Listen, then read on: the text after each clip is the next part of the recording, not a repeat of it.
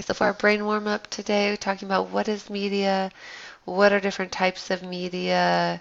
You can think about these in all sorts of forms. We'll look at some examples here. We're going to go over some vocabulary terms. So forms of media, our definition here, types of communication for spreading information such as newspapers, magazines, websites, blogs, radio, and television. For example, a story could be communicated on a blog, in a magazine, on the radio, and on the news. The different forms of media ensure that the message appeals to and reaches as many individuals as possible. So, media comes from the form of medium through which information could travel, a channel through which information could travel. Medium, an artistic form of communication. Examples include film, literature, visual art, and music. So you could ask, what medium was the message, given in or given through? So it could be a message relayed through art or music or literature or film. So for example, Romeo and Juliet have appeared in many different mediums such as paintings, ballet, opera, movies, etc. So remember, when you think of medium, think of media that you might watch online, like YouTube videos, music, MP3s, and more. Then we have technical language, the specialized vocabulary of a given field. So the pediatrician might say, the patient has a Salter Harris fracture crossing the epiphyseal plate of the fibula, while the patient might say, I broke my leg. The doctor is using technical language, using very specialized vocabulary to that field.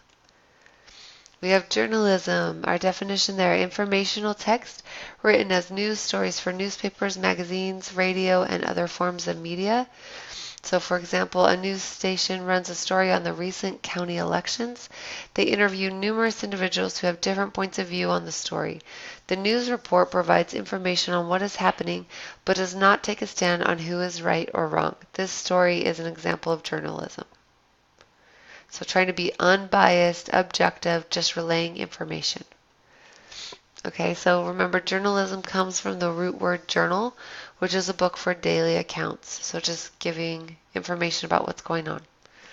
Concise. Our definition here, free of unnecessary information, succinct. So for example, Ashley, who had struggled daily to return to the sport of basketball, overcame her injuries, which were devastating, to play basketball once more. Okay, that's very wordy. Another concise way to say it, Ashley overcame her devastating injuries to play basketball once again. Same idea, more concise, less language. Remember, concise comes from the Latin word concisus, which means to cut short. Then we have formal language, the choice of words, phrases, and sentences that adhere to the conventional standards of grammar usage, and mechanics. So examples, so full words are formal, cannot, I will. Contractions are informal, can't, I'll. Complete sentences are formal, while sentence fragments are informal. Polite expressions such as how are you are formal. Colloquial expressions such as what's up are informal. Formal language, defining it in your own words there. Remember, formal comes from the word form, so formal language has good form for official occasions. We also have the word unbiased, which means fair, without preference or prejudice towards certain people or ideas. So for example, a journalist must remain unbiased and interview many different people with different views on the topic so that the entire story can be heard and readers can decide for themselves. So unbiased and objective are synonyms, right? Being like fair, neutral, impartial. Objective, that's one of our words we'll say a lot for researching. Right? You want to be objective, so you want to be factual and unbiased, free of personal opinion, so not persuasive.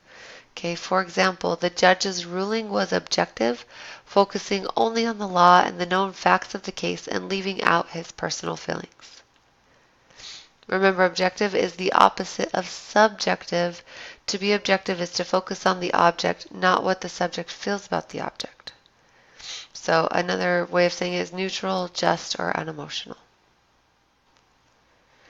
So when it comes to media, talking about newspaper articles, there's the 5 W's and the H that are very important. They'll always answer these pretty much in the first paragraph of the article.